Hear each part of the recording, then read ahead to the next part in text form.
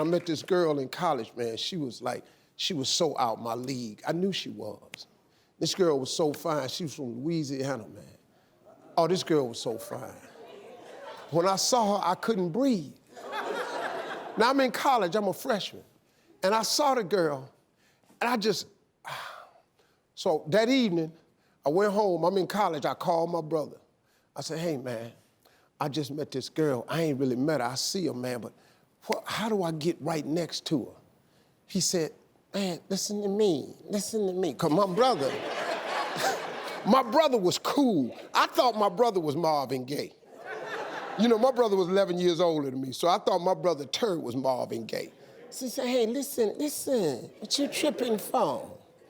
All you got to do tomorrow, when you see her, walk up to her and say, excuse me. I don't want to disrupt your day and nothing you got going, but it would really, really make my day if you would tell me your name. And when you say that, just walk away. Next day in school, soon as I saw her, student center, Kent State, I walked right up to her. I said, excuse me. I said, I don't want to interrupt your day and stop nothing you're doing, but it would really make my day if you would just tell me what your name is. She said, it's Melinda. I said, Melinda, thank you.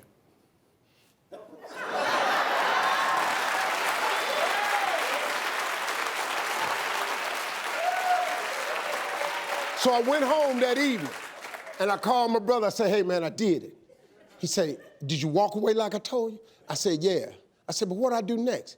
He said, tomorrow, walk up to her and tell her, introduce yourself and tell her your name, and say, so the next time I see you and I say hello to you, it would mean so much to me if you would just say my name back to me. I said, and then what I do? He said, walk off.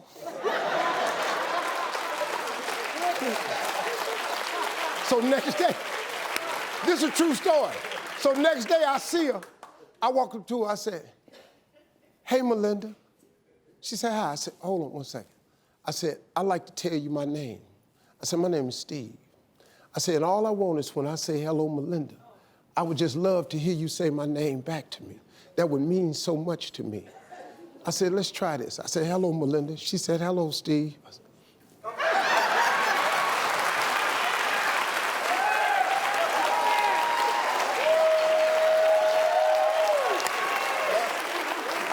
I go back to the room. That night I called my brother. I said, bro, I said, what I do next? He said, first of all, man, stop sounding anxious. Slow your roll. You got to get smooth with this. Now, tomorrow when you see her, you say hello to her, wait on her to say your name, and then act like it knocked you out. I said, act like it knocked me off. And then walk off? What the hell you think? Click.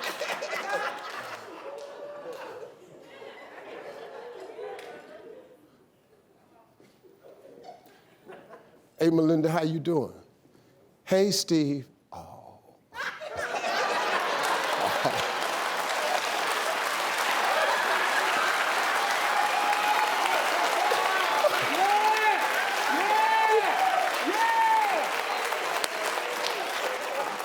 Hey, bro. I did that, walked off. He said, what happened? I said, I don't know, man, but I heard a lot of her girlfriends go, ooh. He says, dog, little bro, you winning. He said, now listen to me, tomorrow when you see her, do the same thing, when she do the same thing, just say, listen, you ain't got no money, do you? Now, I got a couple dollars. He said, all right, man, invite her out, be real smooth with it, and tell her how much it would mean to you to invite her out. I said, and then walk away? He said, what the, you gotta wait on the answer?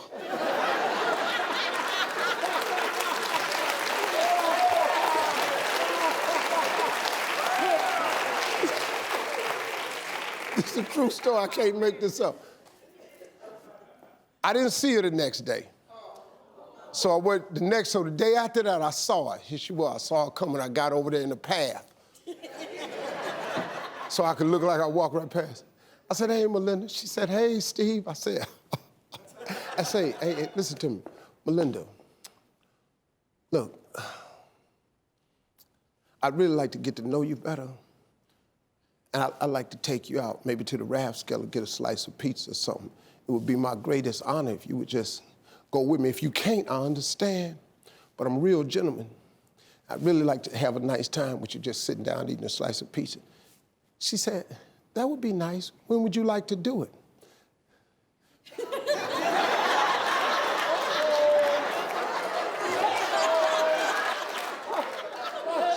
I'm nervous now, 'cause you ain't tell me what to say. So I said, well, let me ask you something. When are you available? I said, are you available this evening, this weekend? She said, before I study, maybe we could get a piece of pizza before I go study. I said, tonight. She said, you want me to meet you? I said, I'll come get you. But I don't know I ain't got no car. So she said, you would come get me? I said, yeah, because I'm going to walk you there. I don't want you to have to walk across the campus by yourself.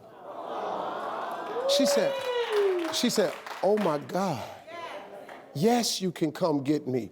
When I walked up to that dorm room, it was about 30 girls in that hallway. Came down there. I weighed about 147 pounds. I walked in there, ladies, how y'all doing? How you doing, ladies? Tat, knocked on that door. She came out, the jeans was tight. I lost it. I went.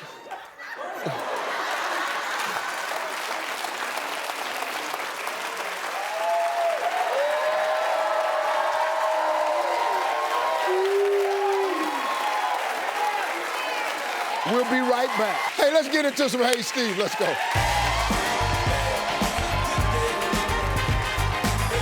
Talia. There you go.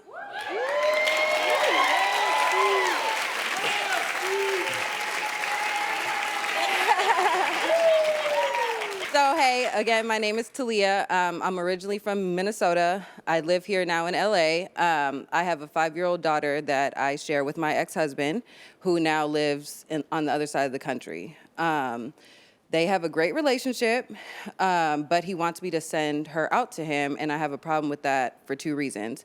1, he's not stable. 2, he's actually living with the girl that he cheated on me with. But I want her to have a relationship with her dad. That's very important for me. So my question is, am I being selfish for not sending her out there? See, this is what the real problem is. The problem ain't him and him not being stable. You trying to find some more reasons not to send him. Yeah. You only got one reason, her. Yeah. Her. She the reason. No, not necessarily, because it's him in general. Oh, you can say what you want to say. Go ahead. I'm listening, though. Go ahead. This is what Hey Steve is about. Come on, let's have this little therapy session. Come on, say it. Stop. And it's just him in general more so. Like, I wouldn't mind him coming out here and hanging out with his daughter. Like, he doesn't have to stay with me. Like, none of that. But my problem is, how am I going to get to my daughter if there's a problem and you're unstable already as it is? Well, see, he can't come here. He doesn't want to. He's trying to be petty with me. Oh, he's trying to be petty. He's like, send her to me. And I'm like, no. Well, these women are saying go with her.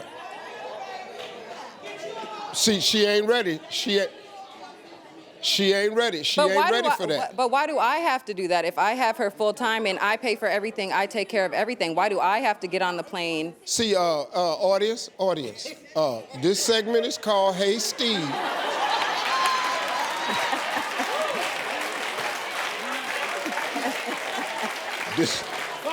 I'm sitting up in here listening to y'all. You need to fly out there to see if he got a stable environment. Then have him come to the hotel. Then you say, well, why I got to fly out there? Because he being petty, I'm going to be petty up. I understand. So you have a dilemma. You want your daughter to have, is he a good father? Yeah, she loves her dad. Okay, no, is he a good father? Emotionally. See, I got he loves her. Emotionally, yeah, emotionally. Oh, but financially he don't send the money? No, he doesn't do that, and he doesn't really call too frequently, like she would have to call him. Well, we starting to lose points now. See. Now, when a man don't pay child support, you should not withhold the child. Because a child cannot be a pawn. The relationship between the child and the father is not an economic one.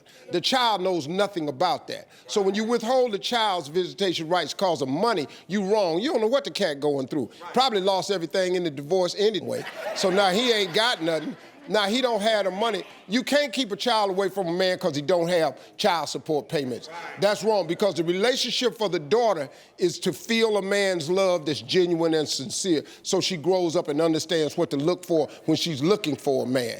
So that right there, you got to be careful of that. So now you only have one child? Yes. Oh yeah, see. My best suggestion is to go with her and then have him come and spend all the time he want at the hotel. That's the only way you're gonna feel safe. And then, you know, you have some control. You keep her all day, and I need to see her by such and such time. Then if you don't see her by such and such time, then you know where to go. Okay. Thank you for coming.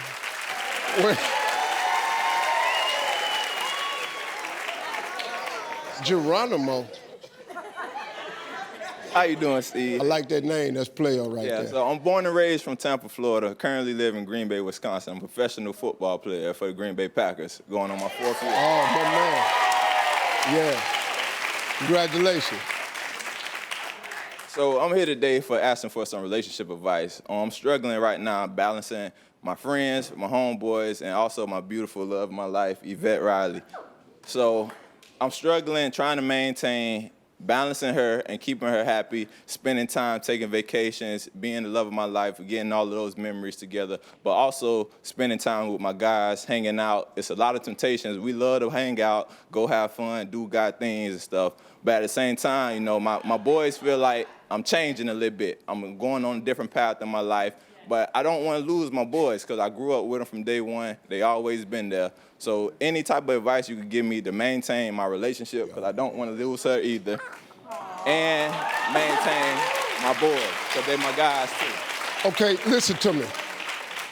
The hood holds us to the hood. True. With a very simple phrase, keep it real. True. So you don't want nobody to think you done changed. Right. So they say keep it real, but your objective is not to keep it real, is to keep it moving. See, that's the difference. See,